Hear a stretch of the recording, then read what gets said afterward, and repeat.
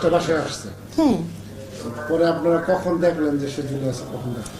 2:30 বাজে। এটা কেমনে দেখলাম? আমরা ওখানে যাব কেন? সে করলো কি, ও আমাকে বললো কি, আন্টি আমাদের গেটে না, নিচতলার গেটে খুব চিল্লি করে, জানি কি কয়টার দিকে? এই 2টার ঘটনা- দিকে। রাত্রে 2টা? জি।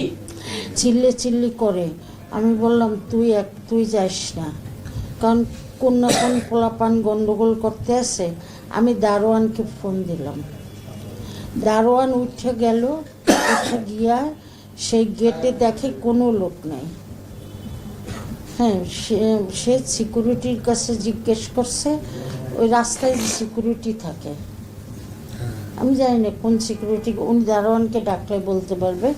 সিকিউরিটিকে জিজ্ঞেস করছে, সিকিউরিটি বলে কি যে আপনাদের হোস্টেলের একটা মেয়ে অসুস্থ, তো সেজন্য তার আত্মীয় আসছে ডাকাডাকি করে চলে গেছে। তারপর আমি ওকে বললাম যে তাহলে উপরে কে অসুস্থ? কারণটি সবাইই তো ভালো দেখলাম 11টার সময়, কে অসুস্থ তো জানি না।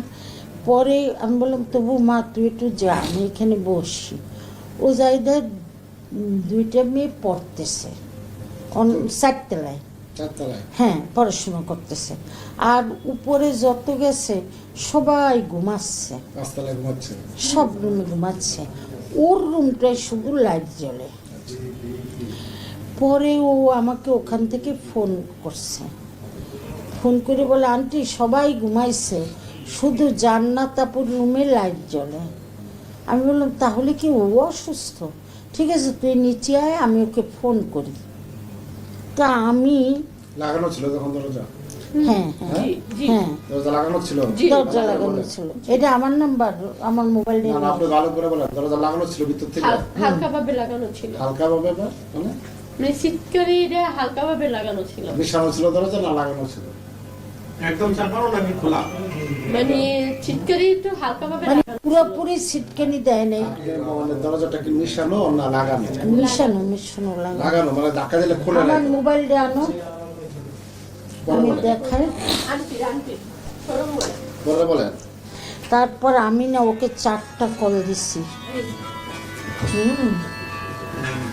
আপনি দেখেন ওর নাম্বারে, আমি যে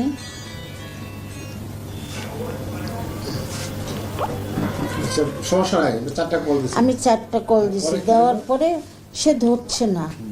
তারপর আমি ওকে বললাম কি তাহলে কি মেয়েটা সত্যি অসুস্থ, জ্বর টর একটা কিছু হতে পারে, বাবা তুই একটু আবার উপরে যা, আমি দাঁড়াই এখানে, যাইয়া ওই জোরে ডাক দে, ডাক না দিলে দরজায় নক কর, যদি জ্বর টরে অচেতন হয়ে থাকে দরজায় নক কর।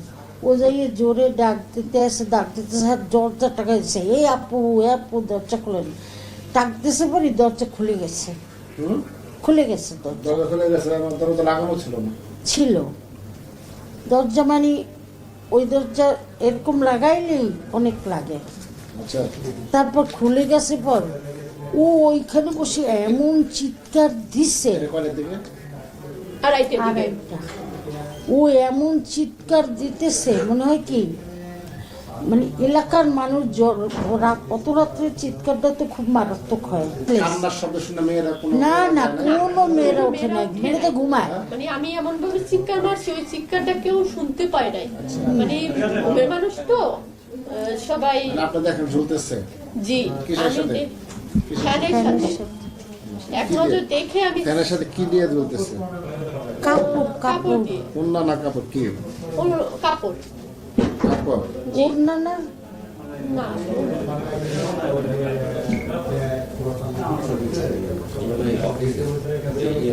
পুলিশ আসছে কয়টায়? না, তারপর ও তো সেন্সলেস, পুলিশকে ফোন দিছে কে? দাঁড়ান, ও তো সেন্সলেস, ওকে আমরা হুশ করাইতে পারি না। আসলে যে ও মারা গেছে এটা তো আমরা বুঝি না। Police class নামাইছে? জি জি, সেটা অনেক ঘটনা। না, পুলিশ আমার মনে হয় টহল পুলিশ না কি আসছে আমি বলতে পারি না। আমার হাজবেন্ড বরিশাল থেকে ওসি সাহেবকে ফোন করছে 10টার দিকে হবে। সকাল 10টা? জি, সকাল 10টা। তাহলে কি রাত রাত্রে যে পুলিশ আসলো? রাত 2টা থেকে সকাল 10টার মধ্যে জুলাই ছিল? না না না, কেন রাত্রে যে পুলিশ এনে পাহারা দিল না? ও এখানে প্রতিনিয়ত হুমকির শিকার হতো। ওর ফোনের মধ্যে বিভিন্ন মানুষ ওকে হুমকি দিত যে ওকে মেরে ফেলবে, ওকে রেপ করবে, এই অনেক কিছুই বলতো। তো সেই ক্ষেত্রে হচ্ছে যে আজকের এই পরিণতি। এখন এই মোড় অনেক জায়গায় যাবে, তো আমি কিছু বলতে যাচ্ছি না ভাইয়া, প্লিজ।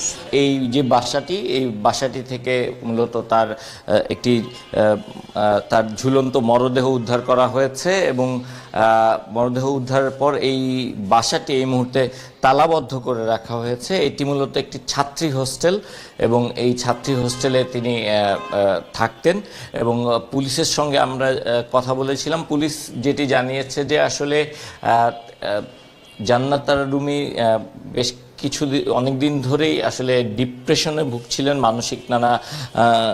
মানসিকভাবে তিনি আসলে অশান্তিতে ছিলেন।